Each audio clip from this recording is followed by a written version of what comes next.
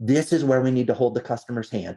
We need to make sure they understand our way of doing business, why we do things the way we do, and we need to bring them into the fold and accept them into our operational cadence and make sure that it fits with their desires and needs. Welcome to the Simple Brand Podcast, the show dedicated to helping you create simple experiences for your customers and for your team members. Each week, we're bringing you amazing interviews with business leaders and authors who will teach you how to differentiate your business with the one thing your customers need the most: simplicity. Your customers live in a complex world. Let's make it simple. Now, here's your host, Matt Lyles. We've talked before about customer acquisition and customer retention. And it turns out that, according to eConsultancy, about 18% of companies focus more on customer retention than on customer acquisition. But over 40% of companies focus on the exact opposite. Over 40% of companies focus more on customer acquisition than customer retention. And I get why. I mean, those investments are pretty fun and they're pretty exciting. We put all this effort into brand building, into marketing, and into sales to get these new customers in. And when they do come, when they do buy, when they do finally make that transaction, it's a big deal to us. So we celebrate. But while we're patting ourselves on the back and celebrating from acquiring these new customers, something pretty significant happens that most of us aren't paying attention to. A lot of those customers that we just put all that time, effort, and investment into acquiring are leaving. In fact, across all industries, up to 70% of newly acquired customers will stop doing business with a company within the first 100 days of being a new customer. That's a pretty shocking stat. And one of the main reasons that customers leave early in that time frame is because they feel neglected in those early stages of customer onboarding. Thankfully, this week's guest can help you turn that around to not only keep your customers, but to also turn them into raving fans. It's Joey Coleman.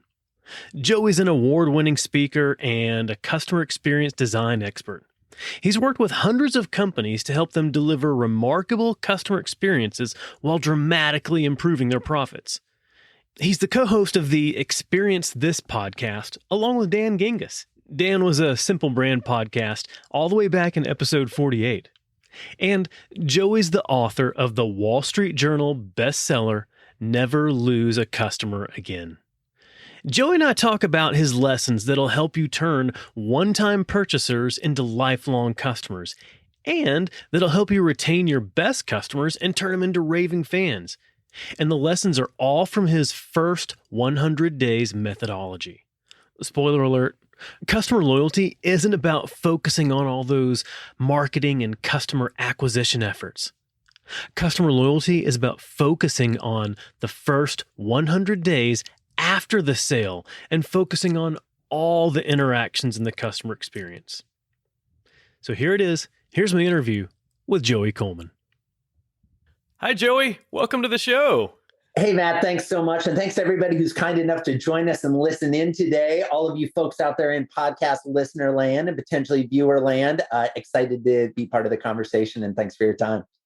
Yes, well, I am excited to finally get to talk to you. I know we were talking earlier, we've interacted a bit online, but I'm excited to dig in really deep. I've been digging Never Lose a Customer Again, and I've been looking into some ways that I can start implementing the lessons into my own business. But I'm curious, I'd love to understand your reasons for writing the book and what made you decide that these were the lessons that needed to be shared right now. Yeah, no, I appreciate that question, Matt. It's interesting. If we roll the clock back, I used to run a branding agency, basically a branding and experience design ad agency.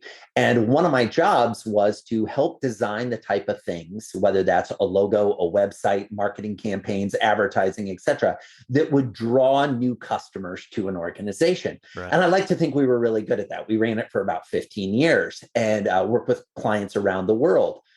What was upsetting to me was how often we would put together these great campaigns that would drive a lot of focus and attention.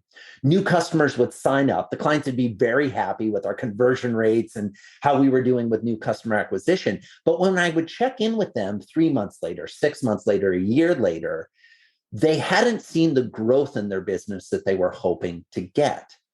And that created this conundrum for me because I knew we had done a good job of driving the new clients, but something wasn't working. And the more I dove into it, I realized that most organizations are really good at attracting new clients, and they're absolutely horrible at keeping them.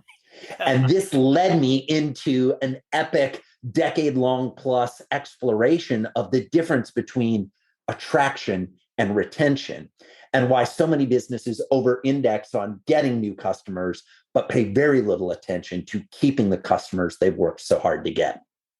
Yeah, that's absolutely it. And you talk about branding and having a branding agency. And in my career and my background, it was a little over a handful of years ago where we realized, is for an organization, your brand is the sum total of all the interactions that a customer has, not just with your logo and not just with the advertising or your website or the content that they see. It's everything. And that's the customer experience right there.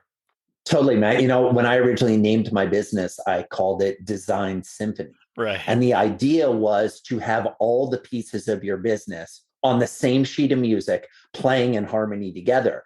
And I think to your point, all too often a business will over-index on, well, let's make sure our website is great, or they'll emphasize the sales process, or man, we've got a killer logo that's going to just bring all kinds of people to the table, which, let's be candid, as somebody used to design logos, most people aren't going to do business with a company because of their logo. It's a clever touch. It's an added piece of the conversation. Yeah. It contributes to the overall vibe of a brand. But no one thing, in my experience, is dispositive. No one thing, if you get it right, means your business is going to do fantastically well. It really is the gestalt, or the combination of feeling of everything that's going on, that is going to make the decision on whether you sustain and succeed long-term or not. Oh, yeah, absolutely. And I've seen too many businesses that will place their focus in just a few of those areas, like you said, at the same time, especially if it's a larger corporation, a larger enterprise, you'll then have like the heads of these different teams, these different areas focus only on themselves, these siloed efforts, so to speak. And so with that, instead of a symphony, you get a cacophony. Totally. It's interesting. I know my podcast co-host, the illustrative and illuminative Dan Gingiss, has been a guest on your show before. Love Dan. Dan and I have a regular joke because I'm a farm kid. I grew up in Iowa. Yeah. And one of my go-to sayings is, silos are brilliant on the farm. They have a very specific focus purpose. Silos in your organization are a train wreck. And we need to stop thinking in these siloed approaches, because our customers are multi-channel. They are multi-experiential, and they want those interactions wherever they happen to be at the time. They don't care, oh, that's actually Betty over in customer support that would be able to handle this question, or you need to talk to Marissa over in financial services, or whoever it is. It's like, no, they just want their problem solved. They want their issue dealt with. They kind of don't care what your organizational hierarchy is. Right. Yeah. They see you as a representative of the overall brand name, and they only want to talk with just the brand name. So just fix their problem. So true. So true. So beyond the silos, you've got this tendency that I see so many business leaders have. They have this tendency to focus more on customer acquisition efforts versus customer retention. Why do they have that tendency? Well, the good news, Matt, is they have that tendency because they're human. Okay. It's not that they're bad. It's not that they're insightful. There is a biological reason. and there is a structural reason. Mm. And those two things actually combine to create a reward center in the mind and in the body that perpetuates this behavior. So let me briefly break those down. Let's talk first about the biological reasons, right? Sure. Human beings, as a tendency, love the chase more than we love the catch. And if you doubt the validity of that statement, I ask you to just think about dating, right? As a general rule, people are better when they're in the dating mode than when they are in the married mode. Why? Because once we get married, again, sweeping stereotype approaching, we have a tendency to take a relationship more for granted. We've maybe lost some of the spice or the uncertainty or the intrigue that was there in the beginning because we become more familiar with the mode of operation. We get into certain ruts or behaviors that kind of repeat in a consistent way. Now, I'm not saying consistency in a relationship is bad.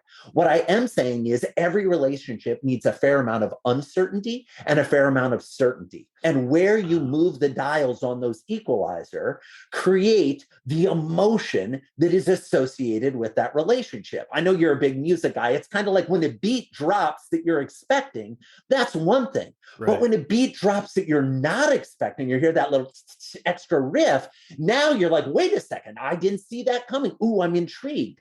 That's what relationships need. So there's this biological aspect that as humans, we're kind of like, oh, where's the stability? Where's the thing that is regular? That's important, but it pales in comparison as to, ooh, what's that shiny object over there? Oh, what's that flashy thing?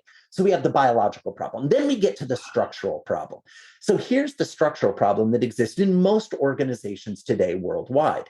There is a element of the organization that is involved in marketing. How do we get other people to be aware of who we are? There's an element that is involved in sales. How do we get those people that now that they're aware of us to spend their money with us and buy our product or service? Then there's an element structurally that is, okay, what do we do to take care of those people after they're in the door? Kind of our operations. Right. The problem is in most organizations, sales has a seat in the C-suite. Marketing has a seat in the C-suite. So we have a CMO, we have a chief sales officer, a head of sales, and then somehow the customer service and customer experience people usually report up to one of those people as opposed to having their own seat in the executive boardroom. And what that does is because we are human, if I am the chief marketing officer and I'm sitting there with the CEO or the board, do you think I'm going to talk about, marketing? Since that's in my title, right? Or am I going to talk about customer support, customer service, customer experience, all those things that maybe fall under my purview and responsibility? Well, of course, because humans as a general rule have a tendency to focus on the thing that is going to help them personally the most, we create a scenario where they talk more about that. So I think when we combine the biological aspect with the structural aspect, we see that in most organizations, we reward a behavior around acquisition as opposed to rewarding a behavior around long-term sustainability, retention, continuing to foster those deep relationships. Oh, I have always understood, I've recognized that structural aspect of it. I never realized there was that biological aspect as well. And whenever you can have something that's, backed by science, I mean, like that helps make your case. Wow. Well, and so maybe I'll just take this moment just to maybe share with my wife. I'm going to do whatever I can to make sure that I can go back to those feelings and experience that we had during the chase.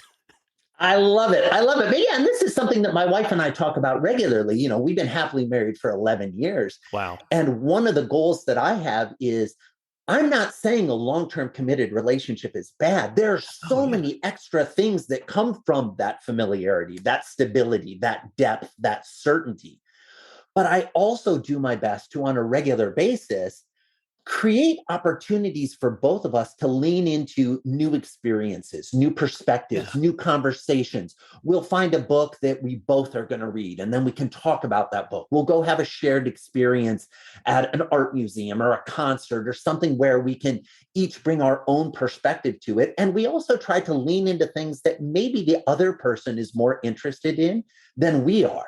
Yes. Okay, so I had the chance, if I can segue a little bit here or digress rather. Oh, please. I had the chance when I first started dating my wife. She was like, I would like to go to the opera. Now, my wife loves the opera. I had sung in operas on stage, but I had never been in the audience for an opera before I started dating her. Now, I'm not proud of that fact. Some of the people listening are like, oh my gosh, Luddite, how has he never gone to an opera? But how is it weird that he'd been on stage in an opera as a singer, but hadn't attended? Long story short, it just hadn't happened. So we went to the opera. Now, I will tell you, as a general rule, my wife loves the opera more than I do. However, me being willing to have that experience with her creates a new dynamic. And we're getting ready to move to a larger city here in the next year. And I know they have a fantastic opera. And one of the things I'm looking forward to doing is leaning into that and surprising her with things that I know she will like, that I like too. It's not that I'm opposed to these things, but I think the parallel into our relationship with our customers is to say, yes, most businesses think that our interactions with our customers need to be about our subject matter.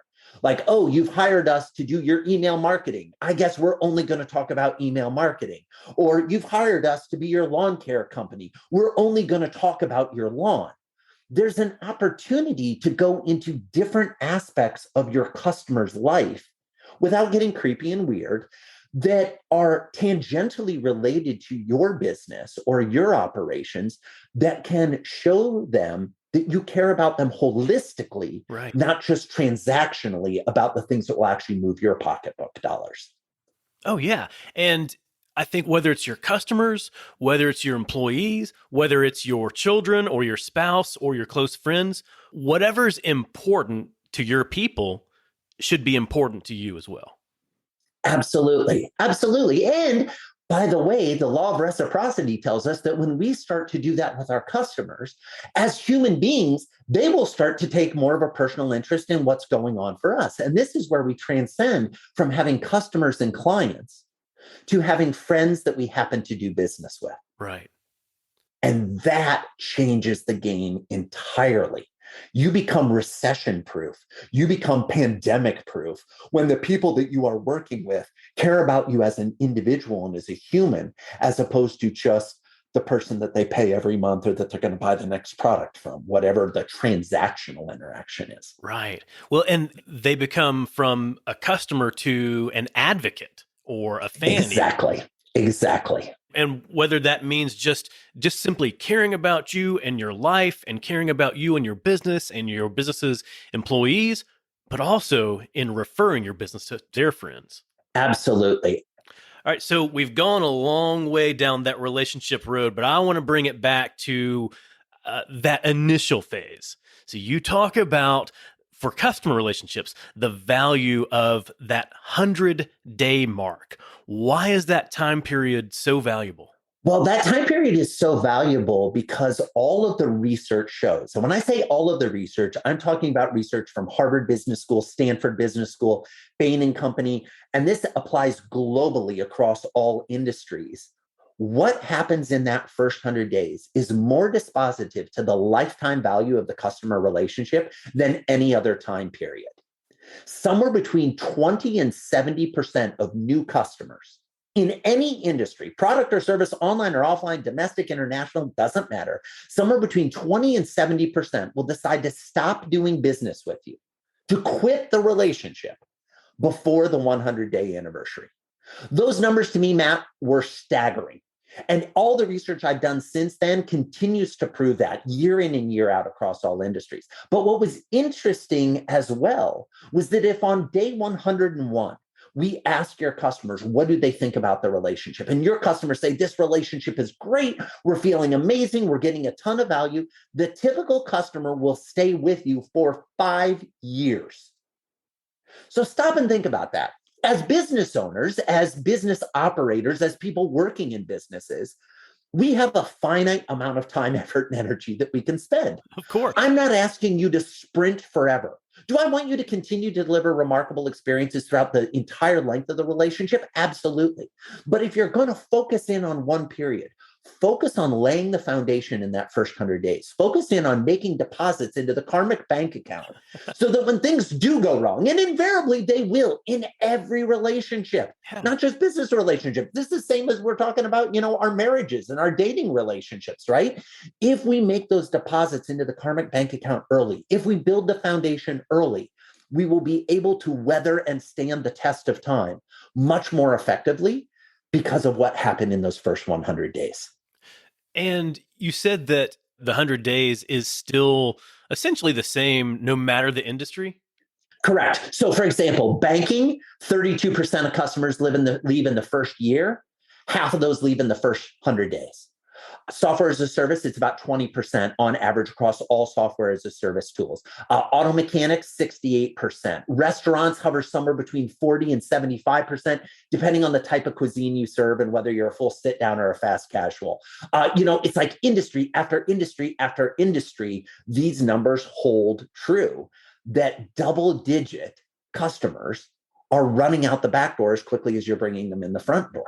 It's insane. That is. And I think you've got to understand, or these business leaders have to understand the magnitude of what that means, especially if you're moving out of some of these more transactional industries, like a fast casual restaurant. Okay, yeah, I mean, that's pretty easy to go find something else. But if you're talking about software as a service, if you're talking about banking, it's not easy to open up a new account. It's not easy to start a new relationship. So the fact that there's double digits that would easily leave in the first 100 days just to go start the process of a new relationship again, that's telling.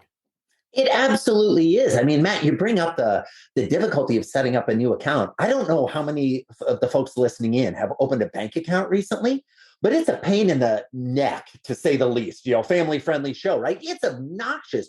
You have all kinds of paperwork. Most banks require you to go in and physically. I don't know about you. The last time I was physically in a bank, come on. But you're going to make me come in and sit there for an hour and try to sell me on 38 different products that I don't need, that all have monthly fees. I'm going to have to show my ID. I'm going to have to make a deposit to get the account going. I'm going to need to wait till that account is up and running before I can bring over all the money from my old account. If you're old school like me and you use checks, you're waiting for checks to clear, you're setting up new direct deposit, you're getting a new ATM card. Right. I mean, the list of things that have to happen for a new bank account are absolutely insane. And yet, over half of the new customers that are going to quit in the first year quit in the first 100 days. So 16% of new bank customers will shut down their account before the 100-day anniversary.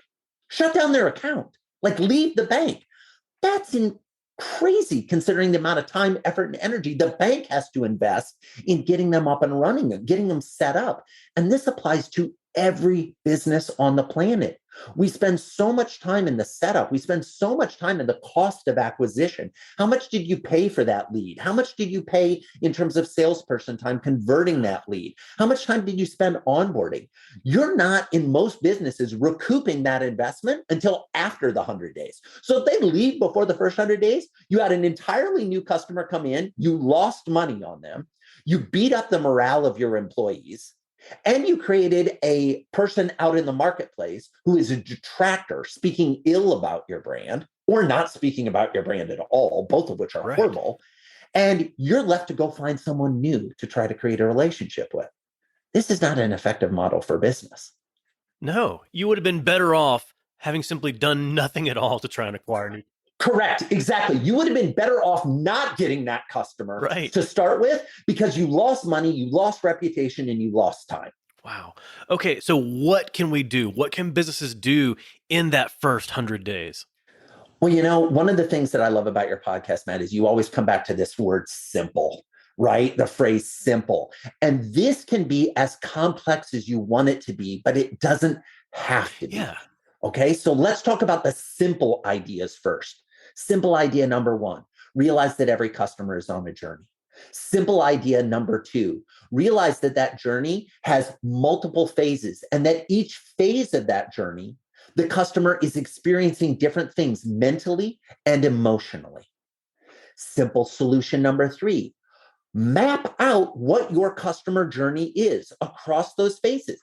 Get a piece of paper out, write it down. Try to put yourself in your shoes. Get your whole team involved and say, all right, at this point in the game, are they feeling excited about the relationship with us? Are they feeling overwhelmed? I'm working with a consulting client right now. And what we mapped out is we realized that that company is sending somewhere between 2 and 4 emails per day to a new customer for the first, wait for it, 74 days of the relationship. Oh, And I don't know about you, Matt. I'm not sitting around. I don't wake up in the morning and go, you know what would make today great? A bunch more emails. I've never had that feeling in my entire life. And I was one of the people who first got an email address in college when it was like, surprise, you got mail. You got an email address. Back in those days, you were maybe like, oh my gosh, I got an email. This is amazing. It has been decades since I had that emotional feeling when I opened my inbox to find more email. Okay. Wow. Decades. Your customers are the same way. So if we just did the simple act of thinking, what our customers are feeling right now and what they're experiencing now based on what we're doing to them, not for them. See, we think we're doing it for them. Yep. We're not. We are doing it to them. That mental shift alone will make your customer experience better. And then there are all kinds of tactical things we can do. But the first step we need to do is we need to shift our mindset to recognize that the experience our customers have is important. That's it. Yeah, absolutely right. And, thinking about what it is we do to them at all these certain phases. And I think there's also an opportunity to understand, hey, where are these opportunities where some things can fall apart? And can we dig in deep to find those areas? Absolutely. So I believe there are 8 phases to the customer life journey. I talk about this in my book. I talk about it in my keynote speeches and in my workshops and in my consulting engagements. I think if you look at these 8 phases, you have a clearer idea of where the journey is. And I will tell you, there are 2 phases in particular where almost every business falls apart. Oh, wow. Let me give you a quick overview of the 8 phases, and then I'll highlight those 2 where they're problematic. The first phase, the assess phase. Okay, this is when a prospect's considering whether or not they want to work with us. In common parlance, this is marketing and sales. They're kicking the tires, they're reading our ads, they're going to our website, they're seeing what's going on. Phase 2, the admit phase. The prospect admits that they have a problem or a need that they believe we can help with. They hand over their hard-earned cash, they sign on the dotted line, they transition from being a prospect to a customer. Phase 3, the affirm phase. In common parlance, we call this buyer's remorse. When the new customer begins to doubt the decision they just made to do business with us. This is the number one place where most businesses start to fall off the rails. Because let's just do a little experiment here. Everybody who's listening, let me ask this question. Raise your hand, even though I can't see you. Raise your hand if you've heard the phrase buyer's remorse. Okay, that sound you just heard, Matt, is a bunch of hands being raised all over the world. People listening to the podcast, they raise their hands. They've heard of buyer's remorse. Now, folks, keep your hand up if you have a system and a process in your business designed to address the buyer's remorse that we scientifically know every customer feels. Oh, that sound you just heard is the great majority, north of 98% of those hands going down. Right. We are 3 phases into an 8-phase journey. And the difference between where our customers are and we are is so great. The delta, the difference between those is so great that in most businesses we'll never close the gap. We then come to phase 4, the activate phase. This is the first real moment of truth, right? Everybody jumps in, they get the product they bought. They have the kickoff call meeting, whatever it is, that first opening volley where we get to show our value. Now, here's the cool thing. Most businesses pretty good at this phase. We're pretty good at rolling out the red carpet for that first moment. We've thought about our packaging. We've thought about the kickoff call. We've brought people together for the opening meeting, and we've got snacks and drinks and little sugary surprises for people, right? Most businesses do pretty good in the activate phase, but then we come to phase 5, the acclimate phase. And this is where the wheels start to fall off the truck again. The acclimate phase is when the customer is getting used to your way of doing business. Now, in the typical organization, this acclimate phase is going to last for days, if not weeks, if not months, if not years of acclimating. This is where we need to hold the customer's hand. We need to make sure they understand our way of doing business, why we do things the way we do, and we need to bring them into the fold and accept them into our operational cadence and make sure that it fits with their desires and needs.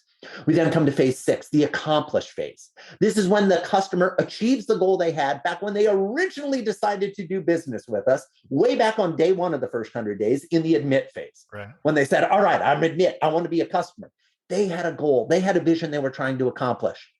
If we don't know what that goal is, if we don't track their progress towards that goal, they're not going to remember it or track it either.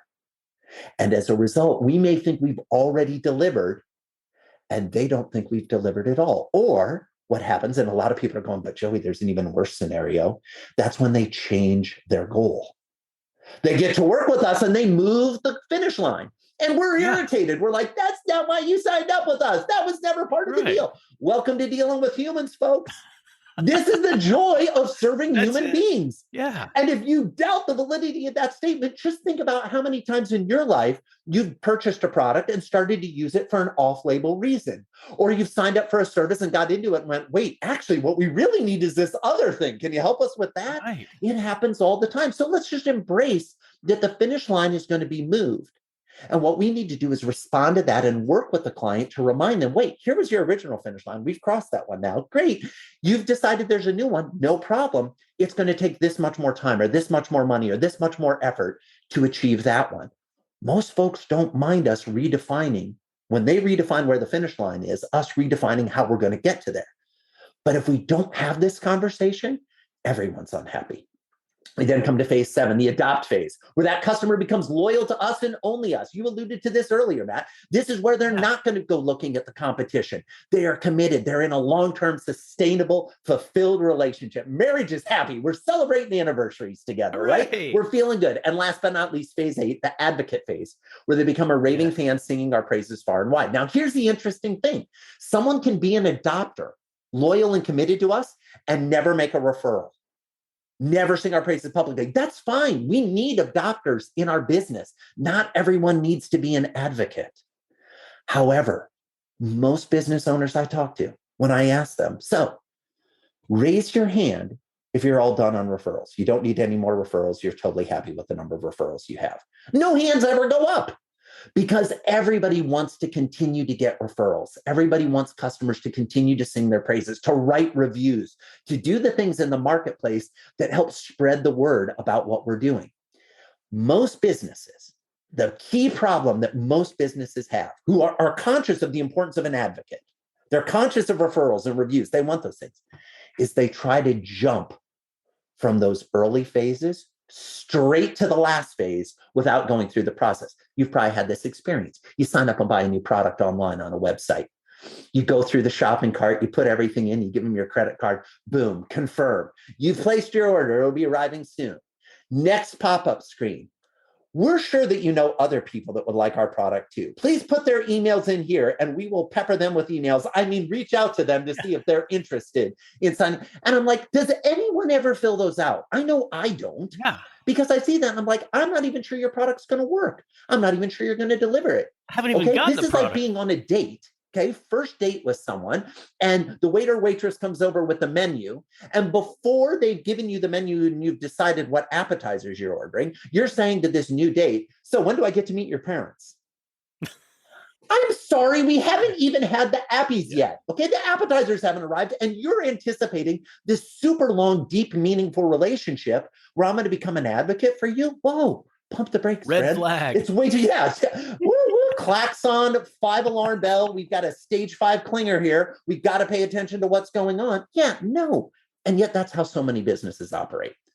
So that's a whirlwind overview of 8 different phases. But hopefully, as I went through that, folks that are listening at home or listening at the gym or in the car, wherever you're listening to your podcast, are going, wow, there are aspects of the customer journey that I really haven't thought of that way. I hadn't broken them down into those 8 simple steps. And when I ask you to think about what are you doing in that phase to communicate with your customer, how is your customer thinking during that phase? And how is your customer feeling during that phase? Answering those 3 questions will probably give you dozens of improvements to your customer experience just from doing that mapping exercise and thinking through those questions. Absolutely. And if the customer recognizes that in those phases, oh, you know what? Based on the experience they're delivering, I can tell they're wondering and they're curious about what I'm thinking and what I'm feeling right there. They feel valued, and that helps solidify the relationship. Yeah. 100%, Matt. And here's the thing. Have you ever met a human who had all the feelings of value and meaningfulness that they needed? No. Because I haven't. Here's the thing. It is just part of the human condition. We started this conversation talking about just who are humans and how do we meet humans where they are. Everyone wants to feel important. Everyone wants to feel that they matter. Everyone wants to feel that they're making an impact, that they have connection. Why not deliver those things? Why not pay attention to those things? Why not wake up and decide, you know what? I want to have a different type of interaction with the humans I meet today. How can I provide a moment of levity? How can I provide a moment of laughter? How can I provide a moment of connection? That changes the conversation. It does. It does. And that ties to what I've heard you talk about before about their emotional journey, meeting them where they are in their emotional journey. And as I hear the description around that, like I think, well, to me, like that sounds like empathy. 100%. Oh, I love it, Matt. Here's the crazy thing. And you and I haven't talked about this before. My next book is going to be all about employee experience. I know. I'm not sure if the book after that or the book after that. So whether this is going to be book 3 or 4, because I got a lot of books in my head. I think that empathy is going to be the single most important skill for humans to have for the next 20 to 50 years. I'm not entirely convinced on that. And there's a couple reasons why I believe that. Number one, I think we desperately lack empathy in society today. And I don't say that from a place of judgment. Empathy is hard. Right. It is hard to practice. Sympathy, we're kind of okay, but sympathy often slides into judgment pretty quickly. That's right. Okay. And posturing. Empathy is a different conversation. And when we get into empathy, life becomes better. It becomes better for everyone involved. And so I think there's a lot of opportunity around empathy. And if you talk to the AI experts and the robotics experts, they will tell you that the aspect of humanity that they are going to have the hardest time to crack with the AI, with the robots, is teaching them empathy. So I think that if you believe that technology is taking over more and more of our life, that the robots are coming, I think it's going to be good, friends. Embrace them, be kind, say thank you to your Alexa or your Siri. It's a good habit to get into, right? If we practice more empathy, we will be able to continue having a reason for existing, a reason for moving the species forward. The more we can appreciate that not everybody has the same life experience or worldview that we do. And the more we can open to the possibility that their worldview or their experience may have been clouded by things that we just can't even understand, but we can meet them with an open heart and open mind, life just gets better. That's all there is to it. It does. It really does, because that person feels validated, they feel valued, and then that allows them to think to themselves, okay, am I doing that? Am I providing that to the other people that I interact with? And hopefully that inspires them to instill more empathy into what they're doing with others. And hopefully it's like the positive contagion where it grows and grows. Absolutely. Did you know that in addition to my podcast and my articles, I speak to audiences all over to help them simplify their customer experience and simplify their employee experience. I've spent the last few years leading a crusade of simplicity across the globe. If you want a winning brand, you have to provide a simple experience to your customers and to your team members. Whether it's a live event or a virtual event, I'd love to partner with you and teach your audience how to do just that. With over a decade in marketing, I know how to hook and captivate an audience. And as a speaker, I know how to connect with that audience. Along with my lessons, I use stories and humor to keep everyone engaged and inspired. Then they leave with the knowledge and next steps to transform their business. As an event planner, you're managing lots of details to give your audience the most memorable event. The last thing you need is a speaker who will make your event memorable for all the wrong reasons. Not only will I leave your audience energized and inspired, I'll make it easy for your team to work with me. Hey, if I've built my brand around simplicity, then you know I'm going to make it simple for you. When you visit mattlyles.com/speaking, you'll find everything you need to know, including details on my topics, promotional materials, and most importantly, a link to connect with my team so we can book your event. So visit mattlyles.com/speaking. I can't wait to help your audience brand out from the crowd. I will say in my own practice, and check your own mileage on this. It can vary, but I think it generally comes out positive. Where I show up with more empathy in my life for others, I actually find myself having more empathy for myself. Explain that. Well, a significant amount of people who struggle to be empathetic with others, the person in their life that they are most difficult to, the voice in their life that is most critical, is the one that they turn back on themselves. And as I start to lean into, wow, what is that person going through? What is their experience? How can I have more empathy for that? I find myself being gentler with myself. I find myself saying, yeah, okay, you didn't sleep that well last night. Maybe that's what's going on here. Or, oh, when's the last time you ate? Or, oh, you've been sitting at that desk for a while. Can you get up and move around a little bit? Or, oh, you're dealing with a lot of things personally and professionally right now. It's okay if you gave an 8 out of 10 in that interaction instead of an 11 out of 10, to pull a Spinal Tap reference. I think so many entrepreneurs in particular go through life thinking I got to be 11 out of 10 all the time.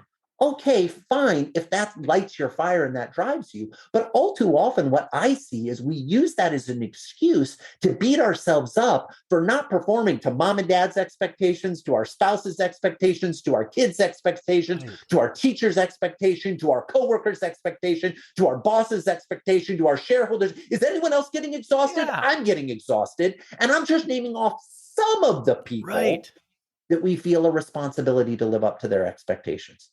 Let's be a little gentler with ourselves. Let's have a little more empathy for not only the others we deal with, but for ourselves. And I think when we do that, life becomes better. It becomes more fun. It becomes more enjoyable. It becomes more human. Because we're trying to be things that humans aren't designed. Humans aren't designed to serve dozens of people all the time, 24/7, 365, at a self-sacrifice that runs us into the grave at warp speed. That's not what we're here for. And forgive me if that sounds like it's pontificating, but I ask you just to really sit and think about, why am I here? I guarantee that you're not here to answer emails. Yeah. I guarantee that you're not here to move the sales from 12% to 13% next quarter. Right. You're here to have impact. You're here to have fulfillment. You're here to contribute. Focus on those things. Focus on the empathy. It all has a tendency to work itself out. Wow. Okay. There's so much to unpack from that right there. And I kept thinking about myself. And so, this, I'm a solopreneur. I work for myself. I work for the worst boss I've ever had in my career. Yeah. Absolutely. Amen, brother. And I mean, here's the thing for all the solo entrepreneurs or the armies of one or the, small businesses out there, 80, depending on whose math you look at, somewhere between 80 and 85% of businesses in the United States have less than 10 employees. Right. Yeah. Okay. So let's look at that because you have the same boss I have, friend. Yeah. I'm a solo entrepreneur as well. And let me tell you, my boss is horrible. Yeah.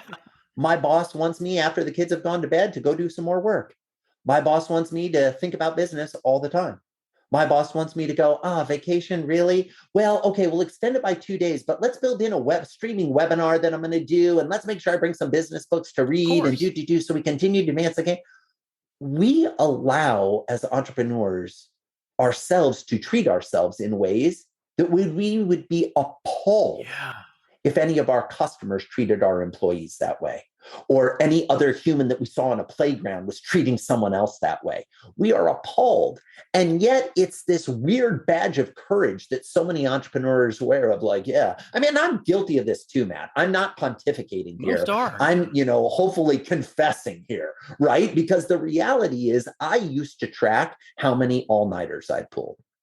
I had a sign on my desk that would track how many all-nighters. And for those of you that are unclear what I mean by that, I mean that I would go to work at 8 o'clock in the morning on a Monday, and I would leave at 10 o'clock at night Tuesday, having not left the office. So work 2 full straight days without sleep, without stop.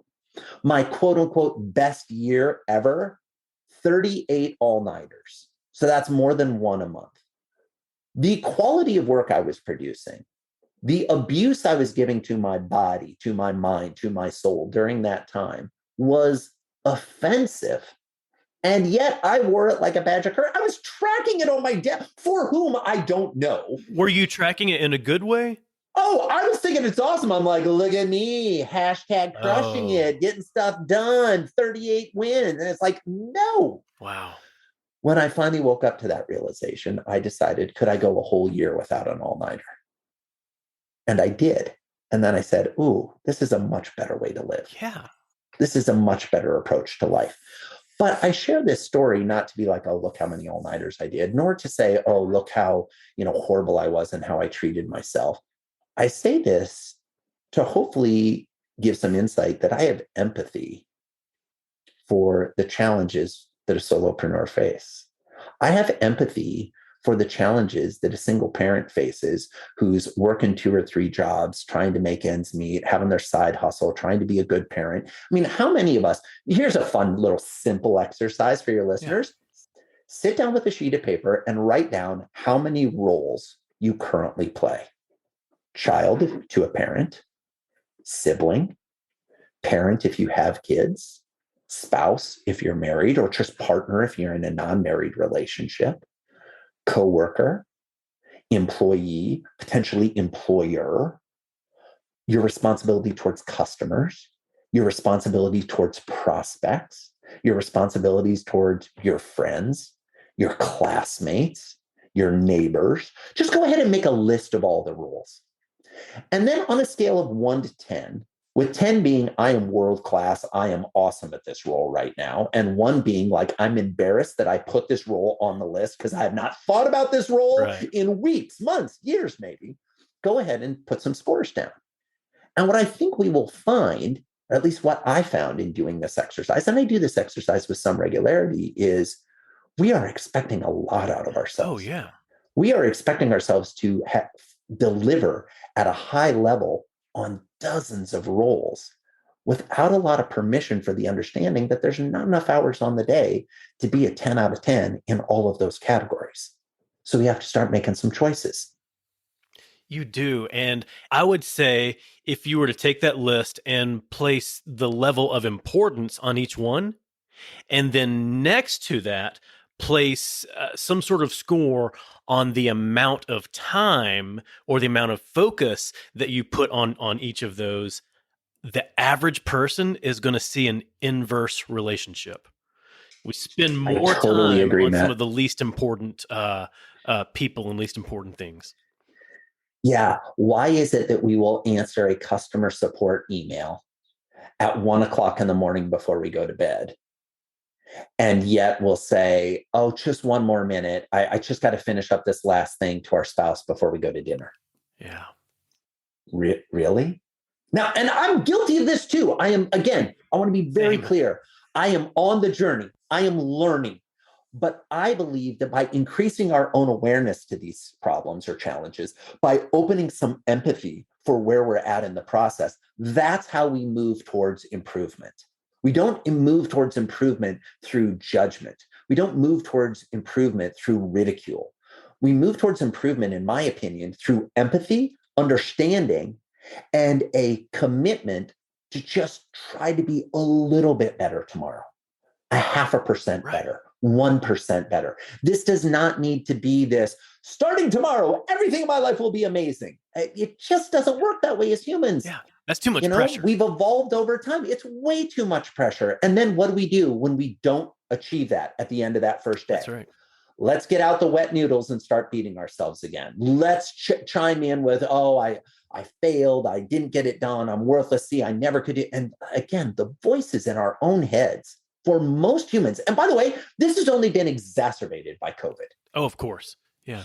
Sorry to have the spoiler alert. Regardless of what you think about COVID, you know what? COVID has impacted everyone, regardless of whether you caught COVID or didn't catch COVID or had a mild case or had a terrible case or had somebody die from it or think that this is all made up. It kind of doesn't matter where you lie. The reality is COVID has exacerbated the sounds of our own internal voices in our head, particularly those around judgment. Amen. Wow. That's been yet another devastating effect of the pandemic, is that it has made everybody feel less than. I don't think enough people are recognizing that and talking about that. I agree with you. And I know that these are impassioned conversations. And I know that people's experience, as is the case with everything in life, varies dramatically. But when we can come to the table with more empathy for others, more empathy for ourselves, I think that is, I don't want to be so brazen as to say it's the only path forward, but it sure feels like the best lit path going forward to me. To try to come out of the darkness a little bit and try to follow the light going forward, I think less judgment, less ridicule, less verbal, mental, emotional, physical abuse of ourselves and of others is the way we should move forward as a species. That's my personal opinion. And if folks are interested in that, there's room on the train. Come on, join me, because I think that's where we need to be moving. I agree. I'm on team empathy with you. I love it. I love it. Let's bring it back to these phases just for a moment, because we talked about the 8 phases, and you said that the affirm phase, the acclimate phase, those are 2 phases. Those are 2 areas where things can really fall apart more than anywhere else. So what can we do to make sure that doesn't happen? Let's go super simple and super tactical, since we've done a lot of kind of the big picture philosophical conversation, Matt. For all the folks that are still listening, thanks for sticking with us. Let's get hyper tactical now. All right, in the affirm stage, that buyer's remorse stage, where the new customer is beginning to doubt the decision they just made. The reason I call this the affirm stage is you need to affirm the decision that this new customer made. How do you do that? Send them a thank you note for their business. Send them a video that says, oh, we are so excited to have you working with us now. When we were going through the process, when you were considering us, you mentioned A, B, and C. We believe we're going to be able to help you with those. We believe we're going to be able to deliver those in the next 60 days, 90 days, 5 months, whatever it may be. We're committed to working on it with you. We're excited to work with you, and we'll see you for the kickoff soon. Thank you so much for buying our product. We know that you have a lot of options out there that you could have considered. We appreciate your vote of confidence in purchasing ours. It's on its way. It's going to be there soon. When you get it, if you have any questions, any issues, any doubts, here is the phone number. Here is the email that you need to send a message to, and we will fix it immediately. The moral of the story is we like to send stuff out that is going to change people's lives, that's going to have the impact, that's going to have the value. We want to have that impact in your lives. Please let us know if for any reason we're not living up to that. Those type of communications make people go, oh, I matter. They know me. They understand what I might be thinking right now. Good. That's all you need to do. And a lot of people, when they send those, they're like, I regularly have conversations with people. They'll be like, Joey, I sent the thank you note. I never heard back. Okay, here's the question, friends. Doesn't matter. No. Okay, we don't need the thank you note for the thank you note to know that the first thank you note worked. Okay, all we need to do is send it. We need to get it out there. And I understand the desire as humans to be like, oh, but did they receive it? And did it really touch them? And did it matter? Let me ask this question. I'll just play this with you, Matt, and anybody listening, you can think about this. Sure. In your home right now, or in your home office right now, do you have a thank you note that someone wrote you in the last year? A physical thank you note that you might have received in the last year or 2 or 3. Somewhere in your house, do you have a physical thank you note? I've got a couple, not many. You've got a couple. So this is completely unprompted. I had no idea how Matt was going to ask. I've got a couple, and you threw in right there before I cut you off, but not many. Okay. Interesting lesson here. Now, let me ask this question about the thank you notes without asking you to reveal any of the names or the scenarios for why you have them. Sure thing. Have any of these thank you notes been in your home, been in your possession for more than 30 days? Yes. Would you be willing to say the majority, if not all of them, have been in your home for more than 30 days? They have, yes. Yeah. Hold on to them. Interesting. Now, when I ask you to think about those thank you notes, can you remember who they came from?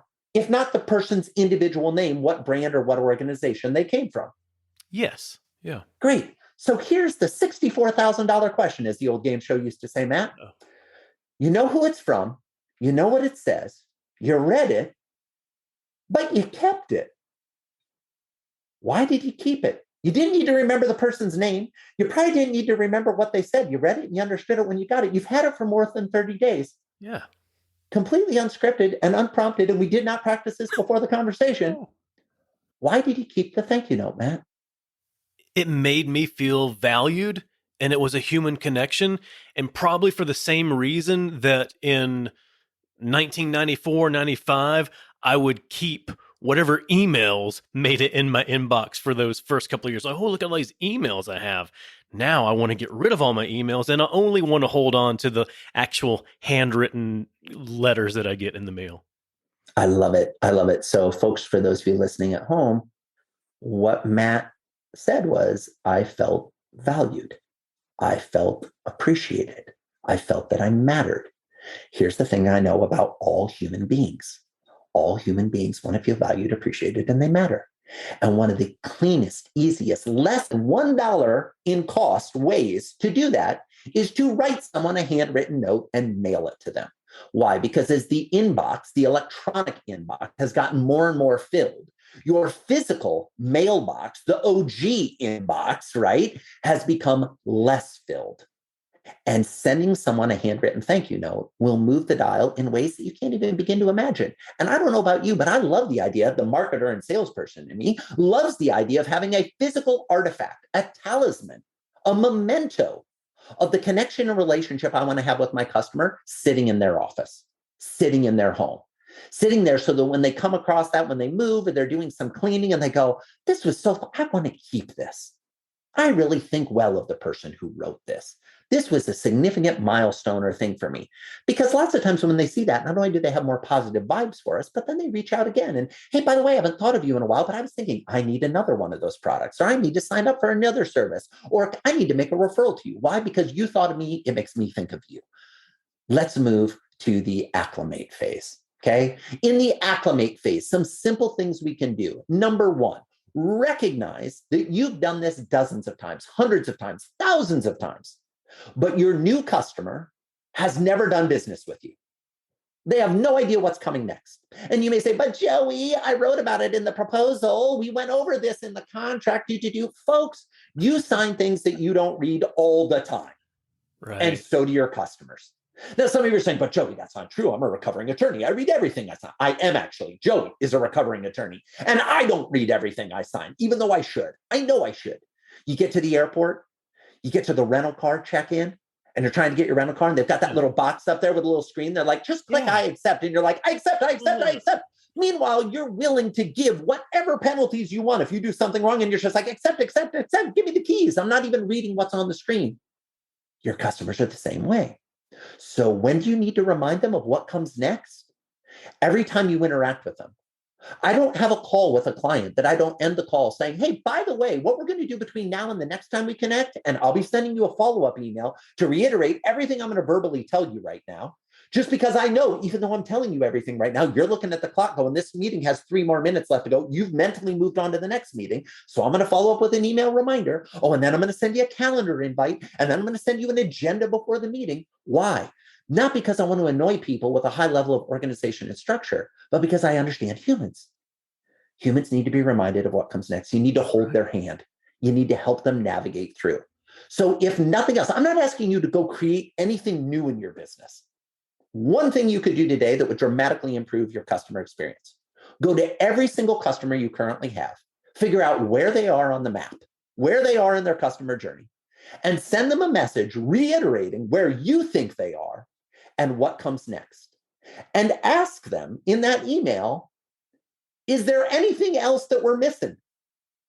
Are you unsure about anything? Did you think we were at a different place in the journey? Are you hoping to get to that line sooner, later? Are you feeling good? These type of conversations change the interaction.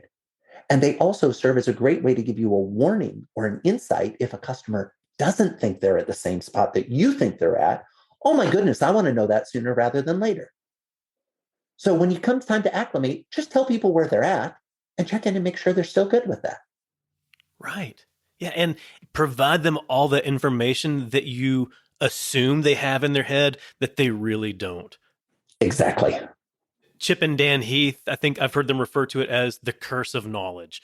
We all have the curse of knowledge in that we know whatever it is that we're doing and delivering, we know it backwards and forwards, but our audience, our customers may not. Absolutely. And I'll take it one step further. The majority don't. It's not that they may not, it's that they do not. Why? See earlier exercise I asked everybody who's listening to do of make a list of all the roles and responsibilities you have and score where you're at. I'm sorry, I know you like to think of yourself as a trusted partner instead of a vendor or a supplier, but the reality is by the way, we didn't list vendors on that role's responsibilities, did we? We didn't list all those relationships, supply, all the places I'm a customer of, all those places that our customers meet. No, you didn't. We didn't even get to those in your top 10. And yet that's where we fall in the roles and responsibilities of our customers. Most of us aren't in the top 10. That's okay. But let's do these little favors, these little hand holdings that remind them of where we're at. That's it. Wow. Okay, so those are simple actions, simple areas where you can focus right now to drastically improve your customer experience. Love it. Thank you, Joey. Joey, last question for you before we go. If you were to create a 5-song soundtrack for Never Lose a Customer Again, what songs would you include? Matt, I got to tell you, I love this question. I absolutely love this question. I don't know if I'm supposed to share this, so you can edit it out later. Matt did tell me that he was going to be asking this question in advance of the recording, which I appreciate because like Matt, I'm a big fan of music. And I believe that not only do you want to pick the right songs to be in your playlist, but you should try to pick them in the right order. Right? Because we've all been at the club or the concert or even listening to an album where we're like, all right, we gotta take them on a journey. We got to take them on an oral sound-based journey. We got to take them on an emotional journey. So here are my 5 songs in the order that I would like to play them. I'd like to start out with the classic by Survivor, Eye of the Tiger. Okay. Yes. Just to get the blood pumping, right? You know, it's the thrill of the fight. Lots of people that work in customer care, customer service feel like they're getting bandied around, beat around a little bit. I want you to come into this feeling pumped, feeling excited, feeling that beat driving the conversation. Okay. Now, a lot of times before we start to pick up the phone, before we start to get into an interaction with a customer, we got to remind ourselves that no matter what happens, we're still going to be alive at the end. We're still going to be delivering our product. So I get that it's hard sometimes when we navigate through these conversations. We have to have a crucial conversation, a difficult conversation we're not looking forward to.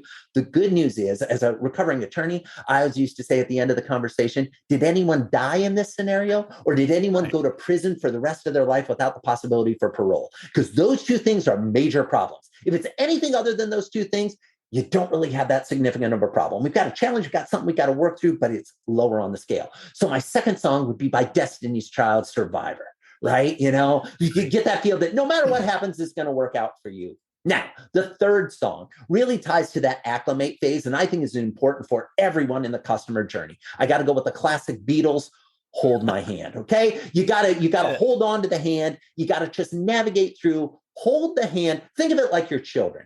Okay. Anyone who's got children or anyone who's been around children, or those of you that don't have children, just imagine into this state. I've got a 6-year-old and an 8-year-old. I love the fact that when we go out places, lots of times they still want to hold my hand. The reality is I know there's going to come a time in the future that is going to come a lot sooner than I want it to, that they're not going to be excited to hold my hand. Think of your customers the same way. Use this opportunity to hold their hand while they want you to hold their hand, because there's going to come a time when they don't, and that's okay. And in many ways, that's what we're moving towards and what we want them to get to the point where they can self-serve and look out for themselves. But don't miss that opportunity where they want to hold your hand. Fourth song. We've got a bunch of classics from years past. I've dated myself a little. I'm going to bring it forward a little bit to something that the young kids are listening to more these days. Okay. We're going to go with Katy Perry, Call Me Baby. Okay. Here's why. So many businesses have defaulted to, oh, just come online for our online chat support, or send us an email, or create a ticket. Call me old-fashioned, but there are a number of your customers that just want to call me, baby. Give them the phone number. Right. Give them the number. Hey, I'm interested in you. Call me. Let's have a human conversation. Let's have an interaction. And last but not least, song number 5. This is one that I absolutely love, and I believe it ties in very closely with that first 100 days message that I think is so important. This is the song I actually walk out onto. Anytime I'm speaking in a live audience, they say, hey, what do you want your walk-on music to be? Yeah. This is what I want it to be. I'm going to go with the classic 80s band that had fabulous hair, Europe, and the song the final countdown. With the first of all, it gets everybody pumped. Everybody's at a certain age. Even if you don't know the song, you're like, oh, I'm feeling it. I play this song for my boys. They love it. It's Daddy's walk-on music. Everybody's feeling good. Nice. What I love about the final countdown is the whole message is, hey, we have a limited amount of time. The clock is ticking. What are we doing? What are we doing in those first 100 days to create the kind of remarkable experiences that will keep your customers coming back for more? Make the most of every minute. Make the most of every day. I wish you all the best in the first 100 days and beyond. I know you've all got it in you. Let's go do it. Wow. Okay. I love that. And I love the intentionality that you placed into creating it into a journey. And then again, like I haven't even thought of that really, like that countdown. You know what? Here we are. You've got 100 days. Now you're at day 99. Now you're at day 80. Now you're at day 60. What are you doing to keep them? So there you go. Love it. And thank you so much for sharing that. Last question. Where can people go to learn more from you, Joey? Oh, the best place, Matt, I would say is either my book or the website. Let's talk about the book briefly. It's called Never Lose a Customer Again. It's available at your favorite bookstore. It's available in all three formats. We've got the hardcover book, we've got the ebook, and we've got the audiobook. If you've enjoyed listening to me tell you about the book, I read the ebook or the audiobook to you. So it's my voice narrating the book. Definitely check that out, available anywhere where books are. By the way, there's a promise early on in the book, in the first chapter, that if you buy the book, you read the book and you don't get value out of it, you message me and I refund the cost of the book to you.